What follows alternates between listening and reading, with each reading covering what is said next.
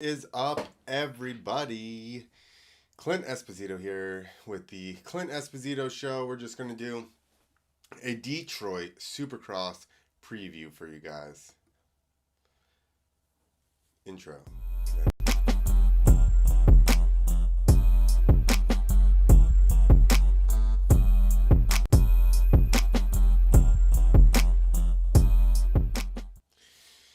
Okay. I let you guys go around there almost twice for the intro. So we're going to start off with last week's results. Everybody's excited. Kenny Roczen won. I'm excited. It was a good race as well. Just coming down there to the last moments, last laps. Um, I think that if Barsha wasn't trying to not punt people off the track, he probably would have won that race. I mean, he could have won the race. So I think just Barsha's reform or whatever's going on led him to not smashing Kenny. Also, Kenny, I mean, I guess if you're going to smash somebody, the only one that runs into Ken Roczen seems to be Cooper Webb. That's the only one that likes to run into Roczen, which we know the whole story behind that. So, first we're going to start off going over last week's results. So you got Ken Roczen from Claremont, Florida, which is hilarious to me because Claremont, Florida is like this tiny little town in Florida. Like, it had to have, the taxes had to have gone up in Claremont, Florida, solely from the amount of motocross riders that are down there that make good money. Because, like I said, it's a very small town. Number 2, Justin Barsha, Cooper Webb, Aaron Plessinger, Jason Anderson. AC got himself a 6th place. That's awesome. Christian Craig, Eli Tomac, 8th. Yikes. Justin Hill, Chase Sexton got 10th. So this is how the points lead went from from Eli Tomac in the lead to him being in second, down a couple points to Webb. 1 point, I think. And like I said, Sexton's way back too, so that's why he lost some points. Josh Hill, Dean Wilson with 12th, Shane McElrath, Kyle Chisholm, Frederick Noren, Kevin Moran's got a 16th, Justin Starling, Grant Harlan, Josh Cartwright, Cade Clayson, Joan Cross, Logan Carnow, Mr. OnlyFans. Okay, so that's the results in the 450. Here you go. Season statistics. Points. Season points. 202, 20 to 201. To Chase Sexton is in 180, has 189. So that was a big, he was right there. Now, he is not. Then Jason Anderson, 166, and Ken Roczen with 164. So, man, that's 89, so 90. So he's down 10, 12 points. Sexton is 13 points.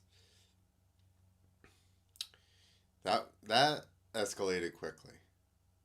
Let me tell you, because he was right there, I believe, before this. So, average qualifying. This is interesting. They have all this. Average qualifying. Cooper 7.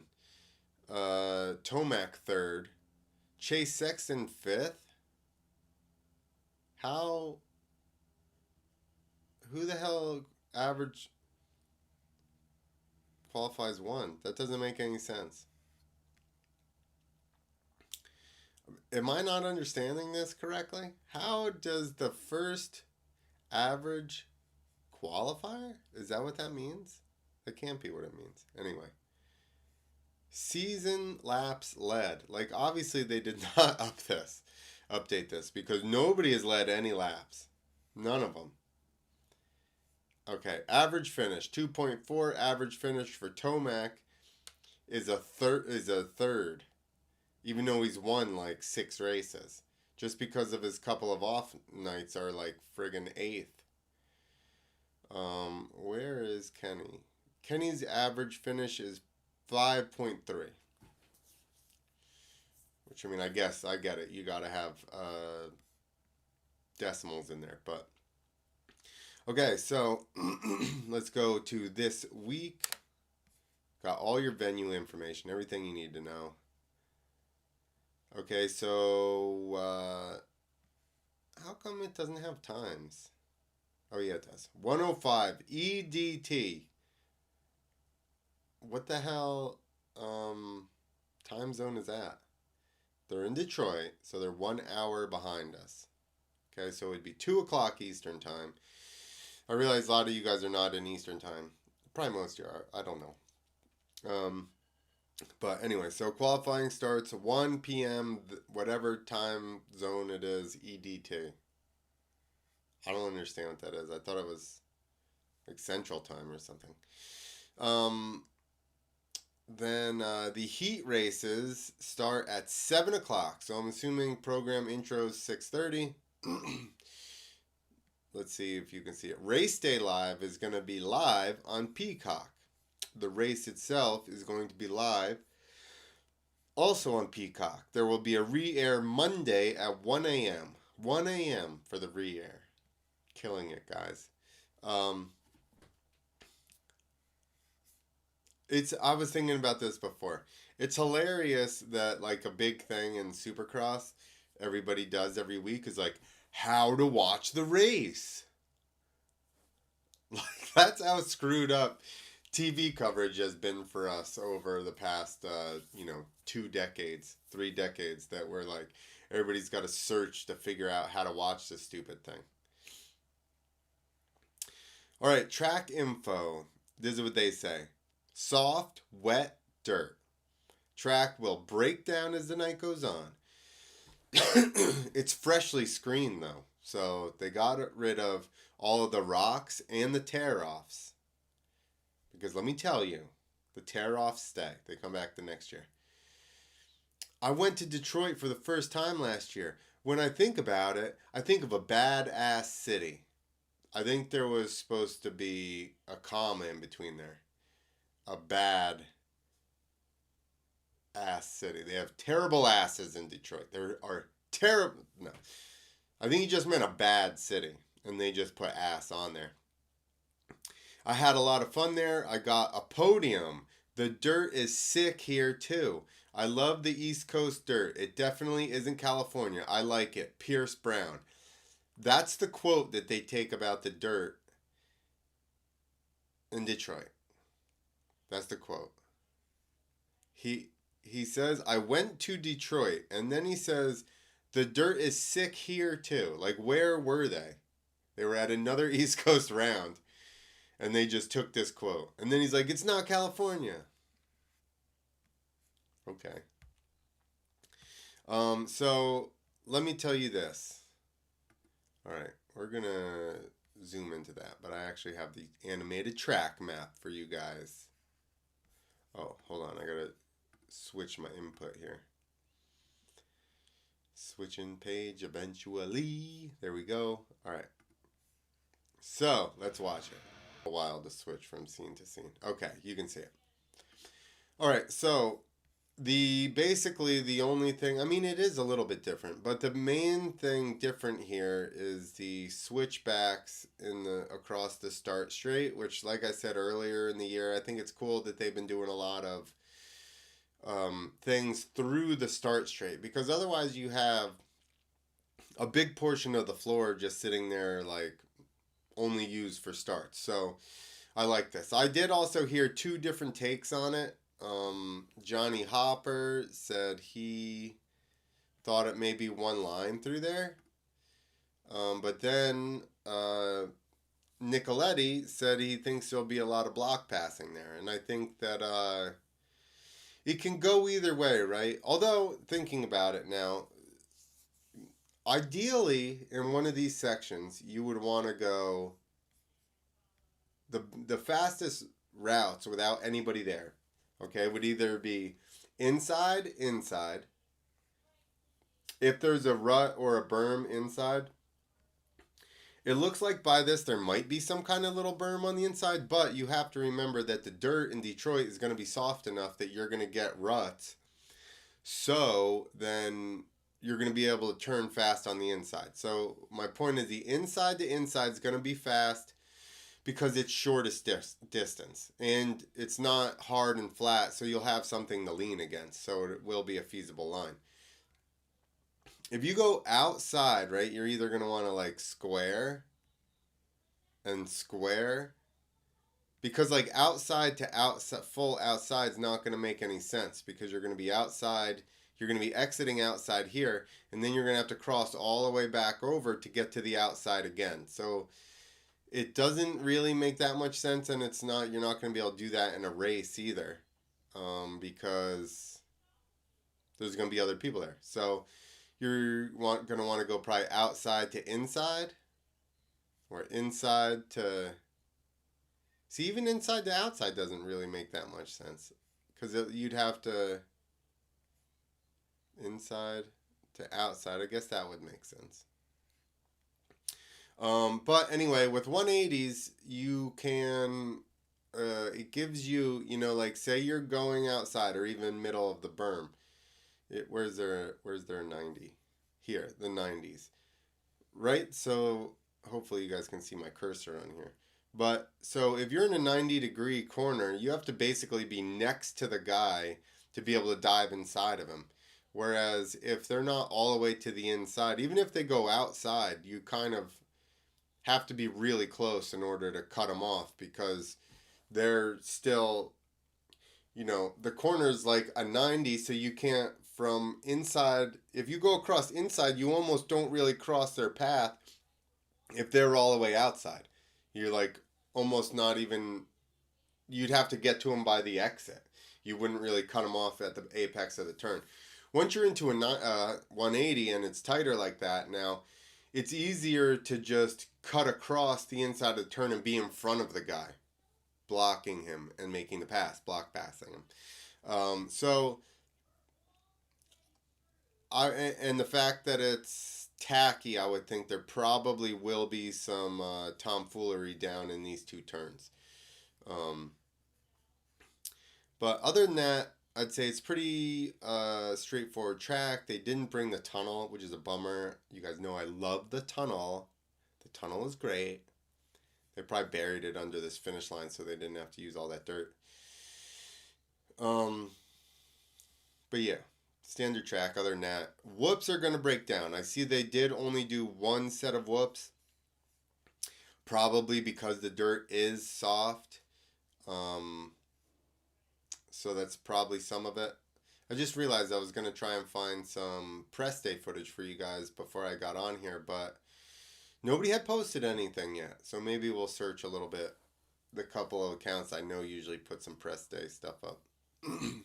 So, the whoops, I think, are going to end up becoming jumpers or like whatever Kenny Roxon was doing last week. So skimming, like even say you skim the whoops in qualifying or whatever to qualify well, by the main or the end of the main, you're not going to be skimming them really anyway. So I think that's kind of going to take like a Christian Craig's advantage away a little bit because it's not going to be that big of a deal, especially come main time. So lots of ruts. Here's the other thing. They said that, the dirt is wet, which we all know the dirt is wet because, or maybe you don't know, it's stored outside. It's cold there. It's been probably snowing or raining and the dirt's probably frozen. So they got this big ass pile of dirt. They try to dig out of the bottom of it. Obviously, it's hard to, you have to use most of the dirt, so you end up getting some moisture. That being said, like, when you see stuff from today, from press day, it's going to be way wetter than it's even going to be because just from these guys riding it and cutting in the lines, they're, like, kind of aerating it. I'm going to switch to this. They're like aerating it, and basically then the guys cut it back out and then they relay it down. So what that's doing is it keeps aerating the dirt and then they mix it back up. So, like it's going to dry out as the weekend goes on. I kind of almost think that that's why last week they groomed so much, not only just because of it getting ruddy, but the more that you groom, the more that it wants to dry it up, so I think that's why after the heats they sorry, I'm trying to search for people's clips of press day. Are they not doing press day? Like, what exactly is going on? Because nobody's posted anything. Dean Wilson usually posts some stuff, or Josh Hill. They're usually pretty good on posting press day stuff while it's going on. I looked at Vital too. Vital doesn't even have anything up. So, whatever. Maybe we'll do something later. So I think that's why they kept editing the track. Kept grooming the track was just to help it dry out a little bit for obviously you have to stay on top of it. But I think there were kind of a little bit of it was just to, like I said, keep mixing the dirt up and try and dry it out a little bit. All right, we're going to go over injury reports. Dylan Ferrandis will miss this week and actually another 5 weeks. He's out for 6 weeks. So if you remember, Dylan had that bad crash. They made him sit out for 2-3 weeks, something like that. And then he comes right back out and in practice doesn't even make it to a heat race, lands on his head again. Which, let me tell you, I've said this a lot of times. Concussions are bad. But what you absolutely do not want to do is get a concussion on top of a concussion. Because that's how you get brain aneurysms, which I believe is not that good of a thing. I don't think that's a positive. I don't think it is. We'll ask. I'm going to do a podcast with some actual brain. They're not surgeons. They're brain recovery experts. I'm going to ask them if brain aneurysms are any good. All right. Dylan says, after my crashes at Houston and Daytona, I needed further evaluation. I just started a 3-week rehab to make sure everything is okay. And the goal is to come back in around 6 weeks. So that's good, though. I think. Because head trauma is nothing to deal with. It's like Wu-Tang. Head trauma is nothing to fuck with. Head trauma ain't nothing. You guys get where I'm going with that. Oh yeah, we're live. Nobody's talking to me though. Nobody's watching. One concurrent viewer at a time. It's amazing. Okay. Oh, then I didn't switch it. Hold on. We're gonna put it back so you can see what I'm looking at. There you go. Dylan Ferrandis out for another 6 weeks, but I think it's good. That's it. That's all this whole story says. Also, Colt Nichols is out, sitting out Detroit. Same thing. HRC's Colt Nichols suffered a mild concussion in a crash at the Daytona Supercross a couple of weeks ago and sat out last week's Indianapolis Supercross when he failed to pass the Alpine Star Medical Unit concussion protocol test, though he has now been cleared to return to action. Nichols and his team feel he should sit this weekend's race out for a full strength return at next weekend's Seattle Supercross. That was weird. I also agree with that. I'm glad that a lot of these teams are starting to back off when people have concussions. Like, we can talk about the McAdoo deal was it Atlanta?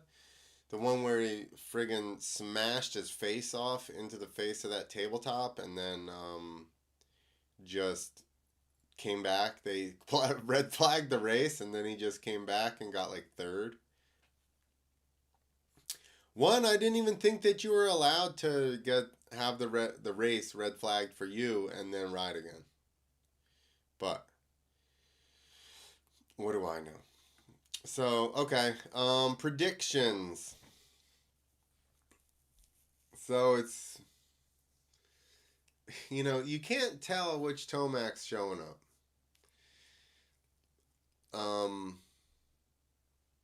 You would have thought, I would have guessed, if you had to make me guess last week, being the track was going to be ruddy, soft, I would have said Tomac would have had a very good shot at it. But he just didn't feel it, I guess. I don't know. It looks like my mouth is off with the sound. Is that true? Anybody? Danny D. Wayne. What if Dylan got a concussion and ended up speaking without an accent? One time, I don't know if I should say this or not. One time, Javier got drunk and he got stuck in English. He couldn't speak Spanish anymore. Just so you guys know, that's a true story. He was like, "Oh my God, dude, I'm stuck in English." But that would be amazing if he lost his accent from that. That's probably best case scenario come out of concussion. You lose your accent and you speak clearer English or American. Okay, so like I said, I would have guessed Tomac, but after last week, like it's really whether he's comfortable. I mean, he won outdoors, so he's got to be okay in the ruts on that thing. I just don't understand. You know what I mean? What happened? I would have guessed him. Would I have guessed? I mean, Roxon is very technical. Justin Barcia is a wild man, so you wouldn't imagine he would be good in that stuff, but he grew up in the Northeast. He grew up in New York State, and anybody that's ridden up here knows it's a shit show all the time. So, yeah, that's why he's good in shit weather, because that's how it is up here. Am I going to say that now all of a sudden Roxon won one? That's it. He's going to start laying them out? No, because that was definitely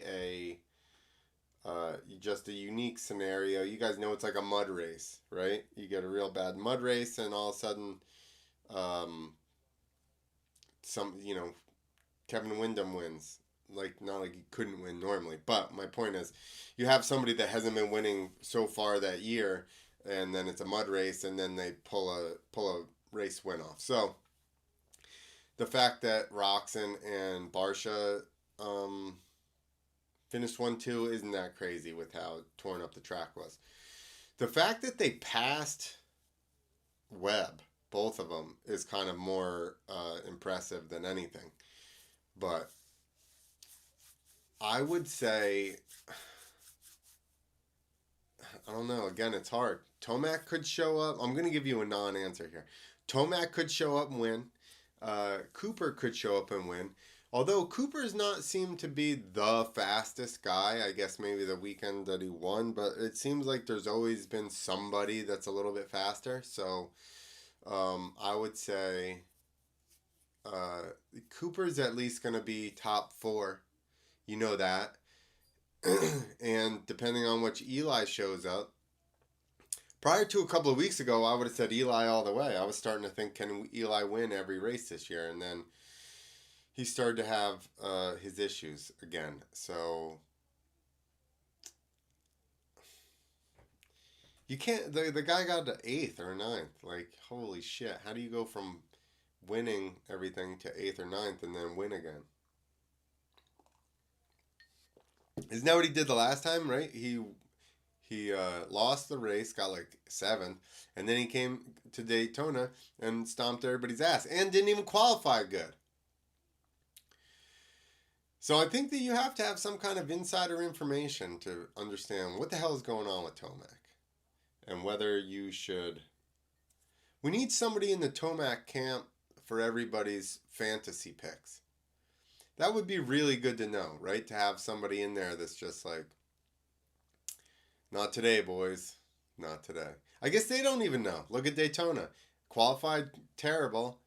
I mean, not terrible. Terrible for a guy that wins. Qualified, not that good. Didn't look great. Didn't look like Eli Tomac looks typically. And still won the race. So, I don't think anybody has an answer for you. So, as far as your picks, good luck with that. Because I don't play fantasy for this reason. Because I suck at it. But I'm going to go out on the limb. I'm going to say Roczen does pretty good again. And pretty good for Roczen would be like top 5, I'd say. Top 4. I'd say he gets 4th or above. Same thing I said for... Can I just give you a 3 spot area? You couldn't even do that with Tomac because he differentiates by like 7 spots. So you don't even know. All right, but I think that basically, let's just go overall. I think that Cooper is going to keep the points lead this round, and I think that Sexton's going to have another issue because it's just 2 in his head at this point. He's basically crashed almost every weekend. Every time he's led, he's crashed. If he could see the leader, he's crashed. Jay Sexton led or could see the leader, he has crashed this year. Yeah, I would hope the real... So Danny D. Wayne says, I think the real Tomac might be a little pissed he lost the red plate and show up. Sexton second and then Webb third. We're going on the premise that Chase is not going to fall over again. We should look at what his finishings have been. I need somebody that knows all this stuff. Just be like, what's average finish for Sexton? Hold on, I think that other thing might show us. Chase Sexton average finish is a 3.4.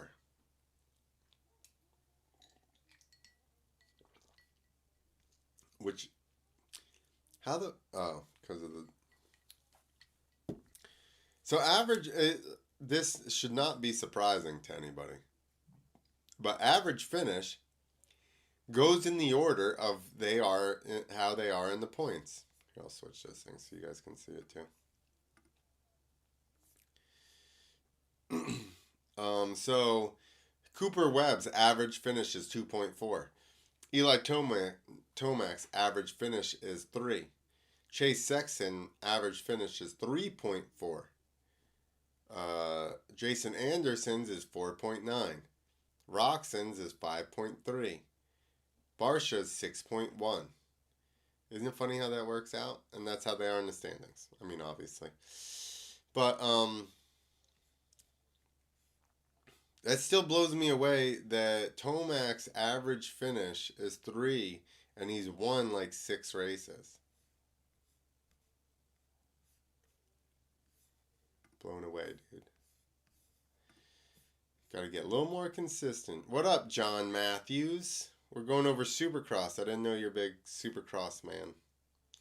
No, I figure you like any dirt bike stuff. So I was trying to give you guys a prediction of where everybody will finish, but I'm doing a terrible job as people are varying by up to 5 positions in my prediction book.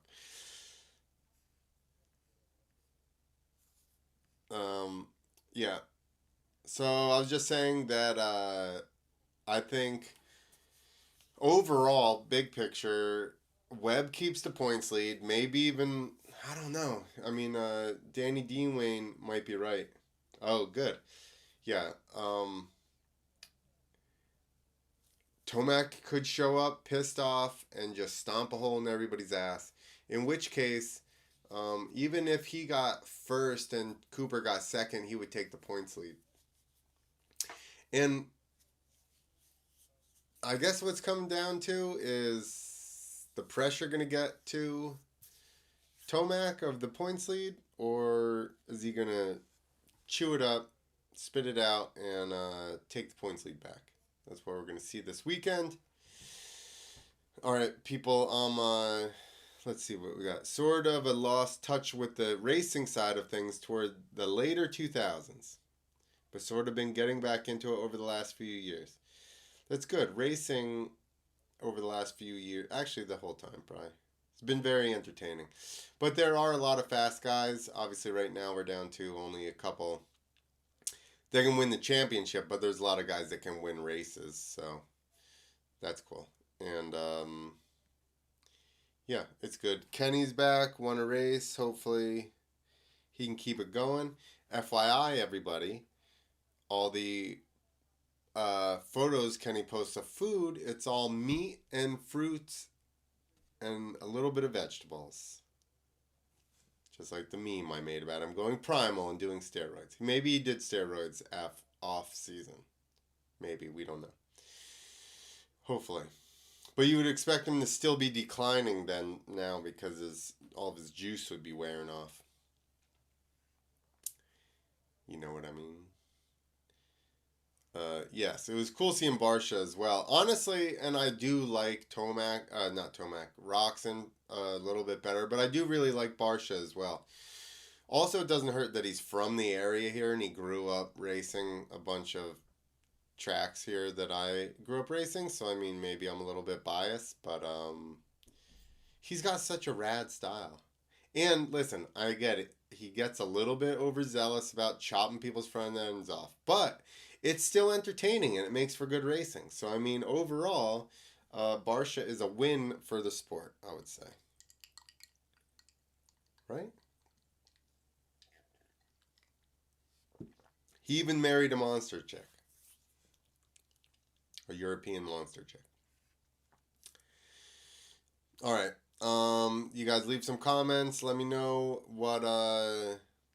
who you guys think is going to win. You can write later and be like, I told you so, you stupid idiot. Yeah, go and check out nanobella.com. It's actually, I don't have any, it's CBG. It's a precursor to THC and CBD. It does not get you high. But it's actually better for helping with inflammation and pain and stuff like that. And I take it quite often. It actually works. And you can get 15% off by using the code CLINT15. So somebody go and use it so that they're not like, what the hell are we doing with this guy? Besides, you guys have all hurt yourself on motorcycles. There's no excuse. No excuse. All right. I'm going to start doing... Well, it'll probably be live on something else, on Rumble or something. But we're going to start doing a conspiracy show on Mondays. So, going to get into all that type of stuff. And the mystery rider going into Night of the Jumps, am I allowed to divulge this? John, am I allowed to divulge this? John knows because he was writing with Steve and I earlier. I'm sure only 3 people will see this. Spoiler alert for everybody. Harry Bink is going to ride Night of the Jumps. Yeah, so we're going to do conspiracy. It's going to be called Skull and Bros instead of Skull and Bones. I don't think he... On a KTM? No, that was... why can I not think of his name? The gigantic guy, J.O. was on a KTM, no? Right? Bink was still riding a Honda. J.O. was on a KTM, I think. Yeah, Mondays. It's gonna be Monday mornings at 8, just because the guy that I'm doing it with is from Sweden, so that's 2 o'clock in the afternoon his time, and so he's got a kid and stuff, so he just the only convenient time that works for both of us, because otherwise, it's like, uh, oh, Harry's on a KTM now too. I didn't remember what he was on at Nitro World Games. But I wonder if he's going to do other tricks on that bike. I'm giving away too much. If he triple flips, like, how about I'll just ask this question. Can they do regular tricks or ride the triple flip bikes to do a regular run? I bet it would be super awkward. Also, I know Harry had the radiators off of his. Yeah, so the KTM's or the bikes that they triple flipped on, um, dude, Dick Trickle. I had a joke about Dick Trickle. What was I talking about? Hold on. Yeah, so the KTM's are super modified, the triple flip bikes.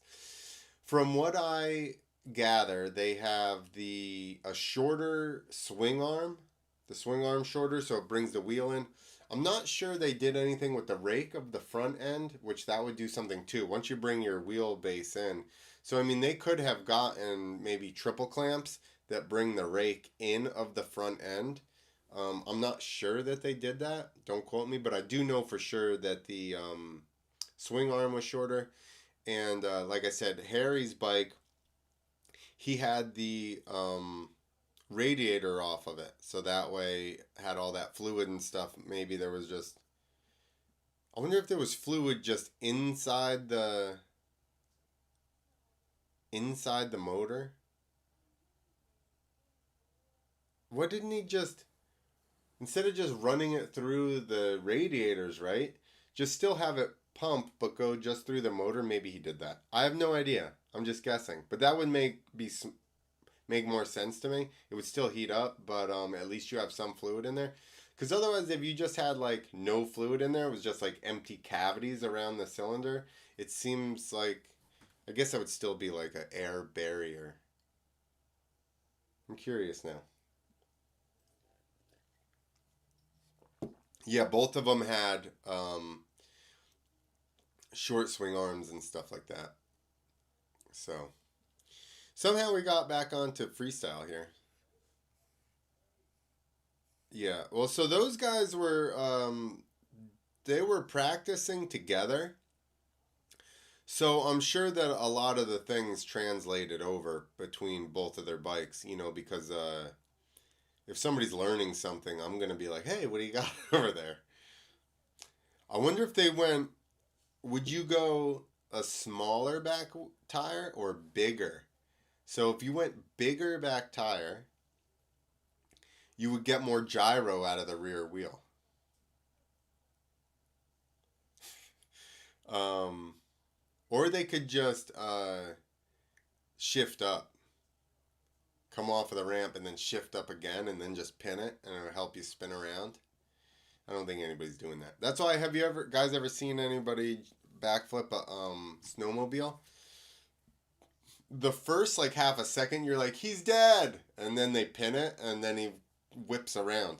But for the first half a second you're like, the first time I ever saw it, we were at a show and it was just, they had like AstroTurf running, and dude, he came off of the ramp and that thing just goes boom and stops, and I'm like, oh my god, I'm about to see somebody die crashing a backflip on a snowmobile.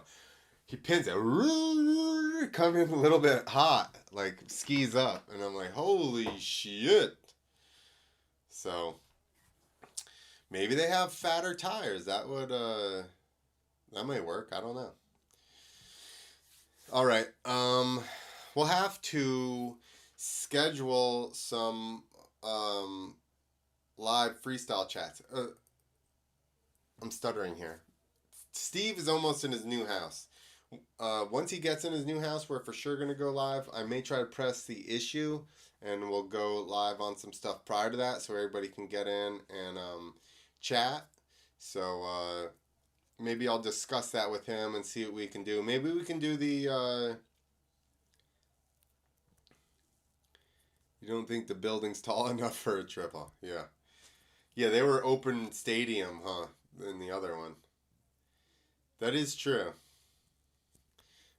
Yeah, so let's try and do the preview for the next night of the jumps. Um, we'll try and do it live. That way, people same thing. People can get in, ask questions, chit chat, and yeah, that's it. Because we don't need footage and stuff for that one. Maybe I'll just get pictures of whoever the riders are that are going to be in the event or whatever, and then I can just pull up graphics like that. So yeah, we'll do a live stream. I'll announce it prior to us going live, further in advance than I did today, and then yeah, we'll just make it happen. So thank you, boys, for joining. Danny D. Wayne, good seeing you again, my friend. Um, that is all. I'm gonna get out of here and try and put some more